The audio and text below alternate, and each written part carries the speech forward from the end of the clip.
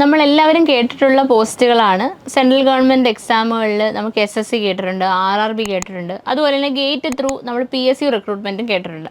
അതിൽ ഗേറ്റ് റിക്രൂട്ട്മെൻറ്റിൽ നമ്മൾ കേട്ടിട്ടുള്ളൊരു പേര് തന്നെയാണ് ISRO എന്ന് പറയുന്നത്. പക്ഷേ ഗേറ്റ് ത്രൂ അല്ലാതെ ISROയിൽ റിക്രൂട്ട്മെൻറ്റ് നടക്കാറുണ്ട് എന്നുള്ള കാര്യം പലർക്കും അറിയത്തില്ല. അങ്ങനെ ISRO റീസെൻ്റ്ലി പുറപ്പെടുവിച്ച കുറച്ച് നോട്ടിഫിക്കേഷൻസിനെ കുറിച്ച് ഒരു അവയർനെസ് തരികയാണ്.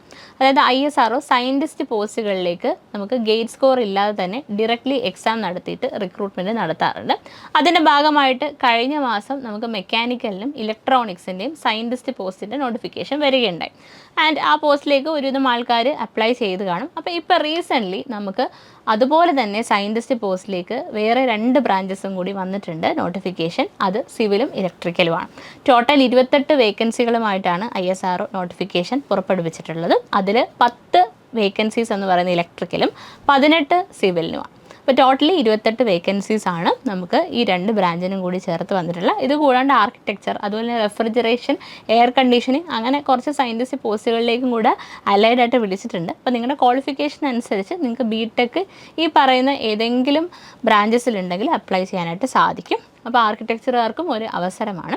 അപ്പോൾ സയൻറ്റിസ്റ്റ് എന്ന് പറയുന്ന പോസ്റ്റ് ഞാൻ പറഞ്ഞല്ലോ, ഗേറ്റ് എക്സാം ത്രൂ അല്ലാതെ, ഗേറ്റ് സ്കോർ ഇല്ലാതെ ഡയറക്റ്റ്ലി ISROയിലേക്ക് നടത്തുന്ന റിക്രൂട്ട്മെൻറ്റാണ്.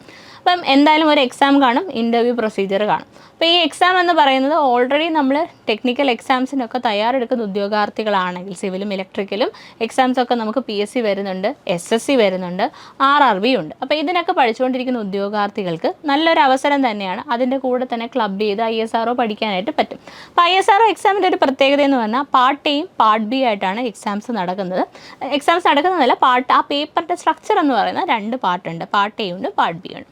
പാർട്ട് എ എന്ന് പറഞ്ഞാൽ കംപ്ലീറ്റ്ലി ടെക്നിക്കൽ പോർഷൻസ് ആണ്. അതിന് 80 മാർക്കാണുള്ളത്. 80 ചോദ്യങ്ങൾ, ഓരോ മാർക്ക് വെച്ചിട്ട് നമുക്ക് 80 മാർക്കാണ് ടോട്ടലി പാർട്ട് എ എന്ന് പറയും.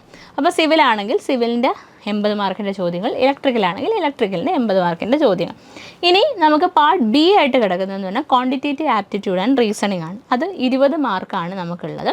ഈ 20 മാർക്കിൽ 15 ചോദ്യങ്ങളെ പക്ഷേ ഉണ്ടാവത്തുള്ളൂ. എങ്ങനെയാണ് 20 മാർക്ക് ആവുന്നതെന്ന് വെച്ചാൽ 10 ചോദ്യങ്ങൾക്ക് 1 മാർക്കും 5 ചോദ്യങ്ങൾക്ക് 2 മാർക്കുമാണ്.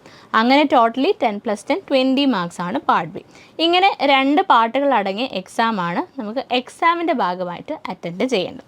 സോ സയൻറ്റിസ്റ്റ് പോസ്റ്റ് എന്ന് പറയുമ്പോൾ നിങ്ങൾക്ക് അറിയാം, അത്യാവശ്യം ISRO പോലെ ഒരു ഓർഗനൈസേഷനിൽ സയൻറ്റിസ്റ്റ് പോസ്റ്റിലേക്ക് കയറുക എന്ന് പറഞ്ഞു കഴിഞ്ഞാൽ അത്യാവശ്യം നല്ലൊരു ജോബ് പ്രൊഫൈലാണ്, നല്ലൊരു സ്കെയിലും നിങ്ങൾക്ക് ഉണ്ടായിരിക്കും. അപ്പം എന്തുകൊണ്ടും സിവിൽ കഴിഞ്ഞവർക്കും ഇലക്ട്രിക്കൽ കഴിഞ്ഞവർക്കും ഇപ്പം അപ്ലൈ ചെയ്യാവുന്ന ഒരു പോസ്റ്റാണ്.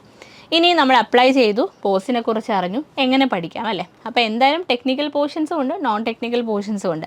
ഇതിൽ non technical portions of course നിങ്ങൾക്കൊരു ഗൈഡൻസ് ആ ഒരു എക്സാമിൻ്റെ രീതിയിൽ വേണം.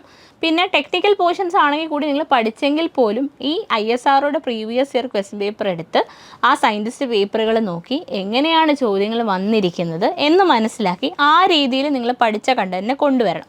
അതിനായിട്ട് നിങ്ങൾക്ക് എന്ത് വേണം? അതിനും ഗൈഡൻസ് ആവശ്യമാണ്. സോ നമ്മുടെ എൻട്രിയിൽ ISRO സയൻറ്റിസ്റ്റിന് വേണ്ടി മാത്രം എക്സ്ക്ലൂസീവ് ബാച്ചസ് നമ്മൾ സ്റ്റാർട്ട് ചെയ്തിട്ടുണ്ട്. അതാത് ബ്രാഞ്ചുകൾക്ക്, ഇലക്ട്രിക്കൽ ആണെങ്കിൽ ഇലക്ട്രിക്കൽ, മെക്കാനിക്കൽ ആണെങ്കിൽ മെക്കാനിക്കൽ, സിവിൽ ആണെങ്കിൽ സിവിൽ. നിങ്ങൾ അപ്ലൈ ചെയ്ത ആൾക്കാരാണെങ്കിൽ നിങ്ങൾക്ക് ISRO സയൻറ്റിസ്റ്റ് പോസ്റ്റിലേക്ക് ഇന്ന് തന്നെ പഠിച്ചു തുടങ്ങാം. നിങ്ങൾക്കറിയാം ISRO പോലെയുള്ള ഓർഗനൈസേഷൻസ് ഒക്കെ ആകുമ്പോൾ നമുക്ക് എക്സാം ഇന്ന ഡേറ്റ് ആയിരിക്കുമെന്ന് പ്രയർ ചിലപ്പോൾ അറിയാൻ പറ്റിയെന്ന് വരത്തില്ല. അൺഎക്സ്പെക്റ്റഡ് ആയിട്ടൊരു 3 മാസത്തിനുള്ളിൽ അല്ലെങ്കിൽ 3 മാസം കഴിഞ്ഞു എക്സാം നടക്കാവുന്നതാണ്. സോ എപ്പോഴും നമ്മൾ പ്രിപ്പയർഡ് ആയിട്ട് ഇരിക്കുക എന്നുള്ളതാണ്. ഓൾറെഡി നമ്മുടെ കയ്യിൽ കണ്ടന്റ് ഉണ്ടെങ്കിൽ നമ്മളൊന്ന് ബ്രഷപ്പ് ചെയ്ത് ഒന്നൊരു ഗൈഡൻസിൽ പഠിച്ചു കഴിഞ്ഞാൽ നമുക്ക് ഒരു സെൻട്രൽ ഗവൺമെൻറ് ജോലി കയ്യിലിരിക്കും അല്ലേ? സോ ഇന്ന് തന്നെ ISRO സയൻറ്റിസ്റ്റ് ജോബിന് നിങ്ങൾക്ക് പഠിച്ചു തുടങ്ങാവുന്നതാണ്. നമ്മുടെ കോഴ്സസ് എൻട്രിയിൽ അവൈലബിൾ ആണ്. കോഴ്സിൻ്റെ കൂടുതൽ ഡീറ്റെയിൽസ് അറിയാനായിട്ട് ഒന്നുകിൽ താഴെയുള്ള ഫോം ഫില്ല് ചെയ്യുക, അല്ലെങ്കിൽ താഴെ സ്ക്രോൾ ചെയ്ത് പോകുന്ന നമ്പറിൽ കോൺടാക്ട് ചെയ്യുക. അപ്പോൾ മറക്കണ്ട, ISROയിലെ സയൻറ്റിസ്റ്റ് എന്ന് പറയുന്ന ജോലി നിങ്ങൾക്ക് സ്വന്തമാകാനായിട്ട് അധികം ദൂരമില്ല. ഒന്ന് ഹാർഡ് വർക്ക് ചെയ്താൽ മതി.